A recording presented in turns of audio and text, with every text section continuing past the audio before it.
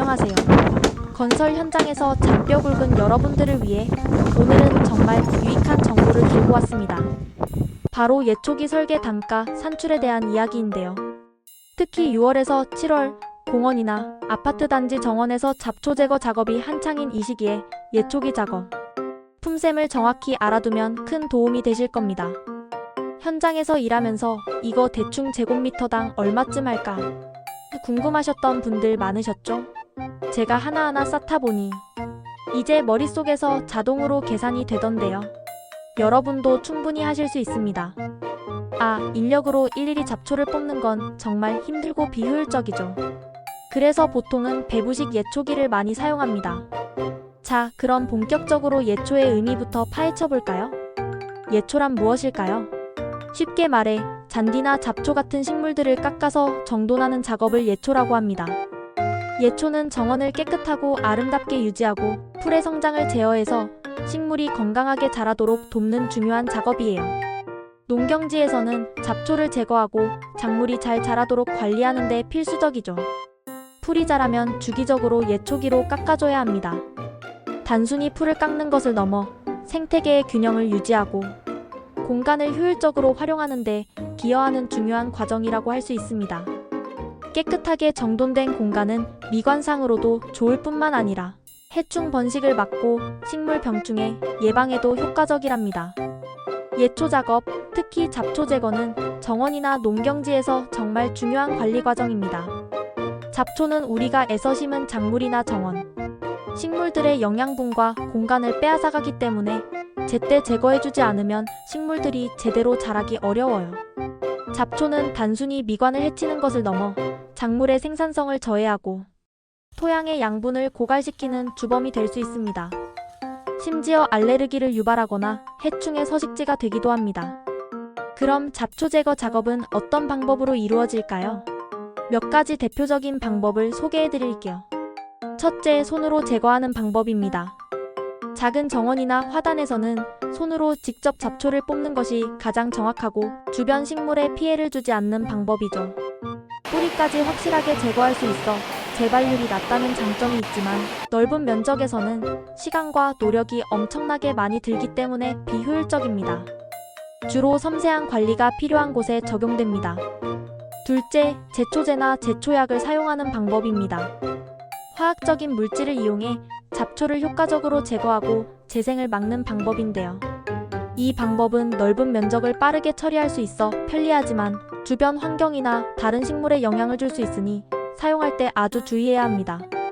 토양 오염이나 수질 오염의 가능성도 배제할 수 없으므로 사용량과 시기를 철저히 지키고 친환경 제초제를 사용하는 것이 권장됩니다. 셋째, 피복제나 마루제를 사용하는 방법입니다. 잡초가 자라지 못하도록 땅 위에 특수 재료를 덮는 건데요. 이렇게 하면 잡초가 햇빛과 공기를 받지 못해서 성장이 억제됩니다. 자연 친화적인 방법 중 하나죠. 멀칭이라고도 불리는데 짚, 나무 껍질, 비닐 등 다양한 재료를 활용할 수 있습니다. 수분 증발을 막고 토양의 온도를 유지하는 부가적인 효과도 있습니다. 넷째, 가장 중요한 건 정기적인 관리입니다. 잡초는 뿌리까지 확실히 제거해야 다시 자라지 않아요. 꾸준히 잡초를 확인하고 제거해줘야 우리 작물이나 식물들이 충분한 공간과 영양분을 확보하고 건강하게 자랄 수 있답니다. 잡초는 생명력이 강해서 한번 자라기 시작하면 걷잡을 수 없이 퍼져나가기 때문에 초기에 발견하고 제거하는 것이 중요합니다. 주기적인 예찰과 꾸준한 노력이 건강한 정원과 풍요로운 농경지를 만드는 핵심 비결이라고 할 수 있죠. 이러한 방법들을 적절히 조합하여 사용하는 것이 가장 효과적인 잡초 관리 전략이 될 것입니다. 자, 예초에 대한 설명은 여기까지 하고요. 이제 정말 중요한 설계 단가, 산출에 대해 본격적으로 파고들어 볼 시간입니다. 표준 품셈을 함께 검토해 볼 건데요. 여러분 충분히 하실 수 있습니다. 제가 도와드릴게요. 절대 어렵게 생각하지 마세요. 표준 품셈도 결국 사람이 만든 거고 해석도 사람이 하는 겁니다. 품을 만든 사람의 의도를 잘 파악하면 되는 거죠. 그럼 이제 실전으로 들어가 볼까요? 첫 번째 단위는 1일로 되어 있습니다. 211은 작업시간 8시간을 기준으로 합니다. 1일에 특별인부 3명, 보통 인부 1명이 투입되고 하루에 2,500제곱미터를 시공한다고 명시되어 있어요. 쉽게 말해서 하루 시공량이 2,500제곱미터인데 이걸 시공하는데 특별인부 3명과 보통인부 1명이 필요하다는 뜻이죠. 여기서 특별인부는 숙련된 기술을 가진 작업자를 의미하며 보통인부는 일반적인 노동력을 제공하는 작업자를 뜻합니다. 이러한 인력 구성은 예초 작업의 효율성과 전문성을 고려한 결과라고 볼 수 있습니다. 이처럼 명확한 기준이 있으니 혼란스러울 필요가 전혀 없죠. 간단하고 명료합니다. 두 번째, 연 1회, 연 2회, 연 3회 작업에 따른 할증률이 있습니다.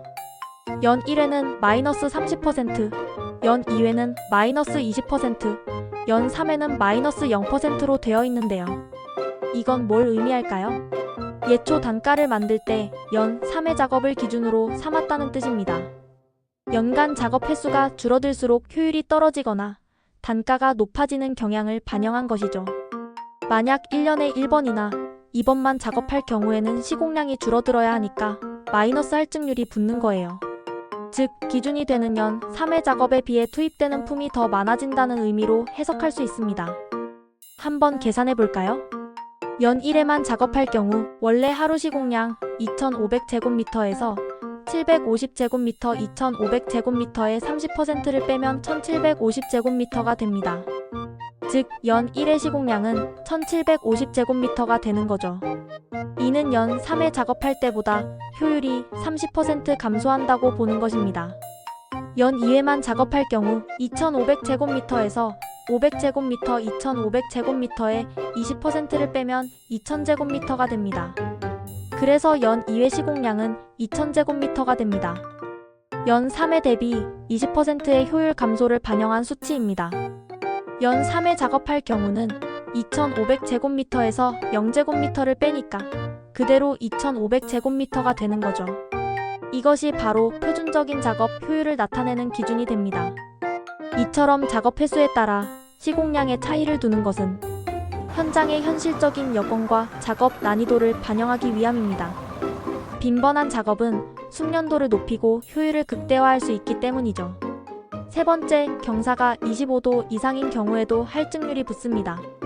이때는 시공량에서 10%를 감해야 하는데요. 이것도 어렵게 생각할 필요 없습니다. 예초 기계는 평지보다 경사면에서 작업 효율이 현저히 떨어지기 때문에 작업 난이도를 고려해서 시공량을 줄여주는 거예요. 즉, 같은 시간을 투입해도 경사가 심한 곳에서는 작업할 수 있는 면적이 줄어든다는 의미입니다. 이 시공량은 건설기술연구원들이 현장에 직접 나가서 철저한 실사를 통해 조사하고 결정한 거랍니다. 단순히 탁상공론으로 정한 것이 아니라 실제 현장 조건을 반영한 과학적인 근거를 가지고 있다는 점이 중요합니다. 간단히 계산해 볼까요? 경사도가 25도 이상이라면 1일 시공량 2,500제곱미터에서 10%를 감하면 됩니다. 2,500에 0.1을 곱하면 250제곱미터가 나오죠. 2,500에서 250을 빼면 2,250제곱미터가 됩니다. 그래서 경사 25도 이상일 때 하루 시공량은 2,250제곱미터가 되는 거예요. 이처럼 환경적인 요소가 작업 효율에 미치는 영향을 정확히 파악하여 단가에 반영하는 것이 합리적인 설계 단가, 산출의 핵심입니다. 경사가 급할수록 작업자의 피로도가 증가하고 안전상의 위험도 커지기 때문에 이러한 요소들을 고려하여 품을 산정하는 것이죠. 위에서 살펴본 표준품셈에서 가장 중요한 건 이 품이 하루에 3회 작업하는 것을 기준으로 만들어졌다는 겁니다. 이 기준점을 명확히 이해해야 할증이나 감액을 올바르게 적용할 수 있습니다. 만약 3회 중 1회나 2회만 작업한다면 해당 품에 할증을 붙여서 계산해야 해요. 이는 작업 횟수 감소에 따른 비효율성을 보정하기 위함입니다. 그리고 정산 문제 때문에 단위 환산이 꼭 필요합니다. 예초 작업을 1일 단위로 설계 단가를 적용하는 내역서는 거의 없다고 보시면 돼요. 대부분의 발주처나 정상기관에서는 구체적인 면적 단위로 작업을 평가하기 때문입니다. 반드시 제곱미터로 환산해서 적용해야 수량 산출이나 정산에 문제가 생기지 않습니다. 설계 1위대가는 제곱미터로 작성해서 올려드릴 거예요. 1위대가 셀을 클릭해 보시면 환산하는 방법이 자세히 나와 있을 겁니다. 예를 들어 특별인부 32,500이라는 건 1제곱미터로 환산했을 때 특별인부가 0.01명 투입된다는 뜻입니다. 이것은 3명의 특별인부가 2,500제곱미터를 작업하는데 필요한 총 품을 1제곱미터당으로 나눈 값이죠. 이렇게 세부적으로 품을 분석하고 환산하는 과정이 바로 정확한 설계 단가 산출의 기본입니다. 조금만 산수 공부를 하시면 금방 익숙해질 거예요. 산수는 어려워 보이지만 실제로는 논리적인 사고력을 길러주는 아주 유용한 도구입니다. 엑셀 파일을 보시면 더 명확하게 설명되어 있을 겁니다. 여러분의 이해를 돕기 위해 시각적인 자료도 함께 제공해 드릴 테니 너무 걱정하지 마세요. 설명은 여기서 마치고요. 여러분, 우리 모두 널리 이로운 사람이 되자고요. 충분히 하실 수 있습니다. 현장에서 여러분의 역량을 마음껏 펼쳐 보이세요. 여기서 추가 설명이 있어요. 설계 단가는 이걸 만드는 사람이 어떻게 만들어 내느냐에 따라 크게 달라집니다. 현장마다 조건이 다르고 변수가 많기 때문에 단순히 정해진 품셈을 그대로 적용하는 것만이 능사는 아닙니다. 저는 만약 제가 설계한다면 현장 여건을 고려해서 연 1회 할증에 경사 할증까지 중복으로 적용해서 실질적으로 투입되는 비용을 반영한 설계 단가를 만들 것 같아요. 이것이 바로 합리적이고 현실적인 설계를 하는 진정한 기술자의 자세라고 생각합니다. 현장 상황을 면밀히 분석하고 발생 가능한 모든 변수를 고려하여 최적의 단가를 산출하는 것이 중요합니다. 자, 오늘 예초기 설계 단가 산출법에 대해 아주 자세히 알아봤는데요. 혹시 더 궁금한 사항이 있다면 언제든지 편하게 톡으로 연락주세요. 확인하는 대로 성심성의껏 답변해드리겠습니다. 여러분의 현장 업무에 실질적인 도움이 되기를 진심으로 바랍니다. 더 많은 콘텐츠를 보고 싶으시다면 건설기술자가 널리 이로운 기술자가 될 수 있도록 항상 노력하는 설담연구소 채널을 구독해주세요. 설담연구소는 여러분의 스마트한 건설 활동을 지원하기 위해 끊임없이 유용한 정보와 노하우를 공유하고 있습니다. 네이버나 구글에서 설담연구소를 검색해보시면 정말 풍부하고 심도 있는 정보들을 많이 얻으실 수 있을 거예요. 실무에 바로 적용할 수 있는 다양한 자료와 전문가의 통찰이 담겨 있으니 꼭 한번 확인해 보시길 강력히 추천합니다. 여러분의 성공적인 프로젝트를 항상 응원하겠습니다. 감사합니다.